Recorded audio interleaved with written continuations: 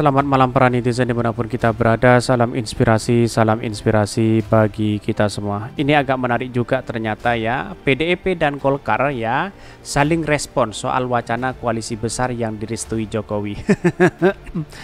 Akankah Golkar mau? Saya rasa tidak mau begitu. Kecuali dia menjadi wakil begitu ya. Artinya apa? Artinya ya masih ada ketakutan besar dari Pak Jokowi begitu kan. Bagaimana malunya ketika Pak Jokowi sudah membangun koalisi besar, tahu-taunya bubar begitu. Ya bisa saja seperti itu begitu kan. Melihat respon dari hari ini bahwa Pak Prabowo yang diproteskan menjadi presiden begitu. Ya, kalau disodorkan adalah PDIP untuk untuk menjadi presiden, seolah-olah kenapa PDIP menyodorkan itu? Jangan-jangan ada ketakutan besar juga begitu. Itu yang menjadi pertanyaan hari ini begitu ya. Diambang kebingungan begitu ya untuk menghadapi Anies Baswedan, menjadikan satu kelompok ya untuk melawan, untuk mengkroyok Anies Baswedan. Ternyata sangat luar biasa politik hari ini begitu. Sudah ditebak begitu ya. Jangan-jangan ya Pak Jokowi agak ketakutan juga begitu. Bisa saja seperti itu. Tapi mari kita baca terlebih dahulu beritanya seperti ini. Beritanya ini agak menarik begitu kan ya. Ini tulisan yang cukup luar biasa ya. Saya kutip dari Naslira Al-Habsyi ya. Harus ada undang-undang ya, larang koalisi ya, korbankan rakyat dan demokrasi ini. Dalam demokrasi yang sakit, rakyat pasti akan terus menjadi bulan-bulanan politisi. Ya, banyak pro dan kontra di sini begitu. Ini bagaimana perasaan rakyat yang telah berjuang demi politisi ya, diyakinkan akan membawa perbaikan hingga nyaris mempertaruhkan keselamatan dirinya seperti ini. Wah, ada pro dan kontra begitu. Kalau saya sendiri pernah dalam kondisi benar-benar jiwa hampir melayang dalam berada dalam kepungan aparat. Dengan demikian setelah baca tweet ini, perasaan dulu yang ya seujung kuku ya telah ikut-ikutan 2 kali pilpres ya. Pilpres makin tambah genas ya. Tambah genas ya. Intinya demokrasi saat ini hanya sebuah formalitas saja untuk lancarkan ambisi sebagian politikus perkara diri mual kami.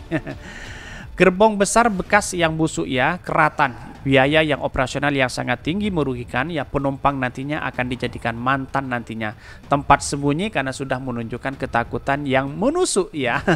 Ini banyak sekali pro dan kontra begitu. Yang lebih penting itu restu dari rakyat, betul begitu.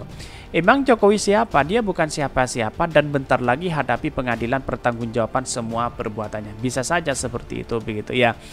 Karena di mata Tuhan ya, kalau kita berbicara keadilan tidak bisa ngeles kita ya, pada hakikatnya apa yang terjadi selama ini ya kita yang namanya kejujuran itu akan bisa mengalahkan semuanya begitu. Cuma wacana belum tentu terbentuk. Semua ketum partai ingin jadi capres ya. Mana bisa kalau semua berambisi. Ini mustahil akan terbentuk koalisi yang kecil saja, sulit apalagi yang besar begitu ya. Masih sangat lebih jauh zaman Pak Harto. Sekarang rakyat ya terbelah, sementara politisi ya pemegang kekuasaan menikmati berbagai fasilitas negara dan cuan dari oligarki. Ya karena punya kepentingan-kepentingan besar terhadap negara kita, terhadap bangsa kita. Ya mau tidak mau ya seperti ini begitu kan. Politik dimainkan sana sini begitu. Bahkan Pak Presiden ikut-ikutan padahal dirinya mengatakan bahwa tidak mau ikut-ikutan terkait dengan ini begitu. Tetapi ya kok bisa membentuk koalisi besar ya di bawah naungan Pak Jokowi begitu. Politik itu menyengsarakan rakyat. Ya bila dilihat nikmatnya cuma dapat sembako, kaos, selembar uang ya, semua itu dilakukan demi kewenangan yang didukungnya hingga rela bergelut dengan saudara sendiri hanya karena beda pemikiran. Betul sekali begitu. Rakyat yang menjadi korban hari ini begitu kan ya. Tetapi mari kita baca terlebih dahulu beritanya seperti ini. Ini beritanya, ini agak menarik begitu kan ya. PDIP dan Golkar saling respon soal wacana koalisi besar yang direstui Jokowi. Wah, ada pro dan kontra begitu ya. Ini dikutip dari Tempo ya. Wacana peleburan Koalisi Indonesia Bersatu KIB dan Koalisi Kebangkitan Indonesia Raya atau KIR ya menjadi koalisi besar mencuat ya usai persamuhan 5 ketua umum partai politik parpol ya pendukung pemerintah di kantor DPP PAN Jakarta Selatan. Bahkan dia mengatakan gagasan peleburan parpol anggota KIB dan KIR semakin menguat usai Presiden Joko Widodo alias Jokowi memberikan restu dengan menyatakan bahwa kedua koalisi itu cocok jika bergabung jadi satu koalisi besar. Bahkan saya cocok terserah kepada ketua-ketua partai atau gabungan ketua partai, kata Jokowi saat menghadiri acara silaturahmi dengan ketua umum partai politik mendukung pemerintah di kantor DPP PAN Jakarta Selatan. Ya, karena yang diundang itu mungkin ya pemerintah di situ, menteri-menteri begitu di situ begitu, dan bahkan ketua partai di situ, tapi Nasdem dengan PDP tidak hadir di situ begitu. Jadi sangat disayangkan sekali begitu kan, Pak Jokowi bisa melakukan seperti itu begitu. Citra Pak Jokowi semakin ya memburuk hari ini begitu. Rakyat sudah tidak percaya lagi kepada Pak Jokowi akibat ya ulahnya seperti ini begitu kan. Ikut-ikutan, bukan malah independen, malah ya ikut-ikutan seperti ini begitu. Jokowi mengatakan koalisi KIR dan KIB cocok saja untuk melebur. Dia mengatakan ya setiap rencana yang baik negara harus didukung. Untuk kebaikan negara, untuk kebaikan bangsa, untuk rakyat, hal yang berkaitan bisa memusyawarahkan itu akan lebih baik. Diketahui ya Partai Demokrat Indonesia Perjuangan PDIP tidak hadir dalam persamuan ya itu dan angkat bicara. Bagaimana komentar PDIP, bagaimana pula respon Partai Golkar? Berikut rangkumannya.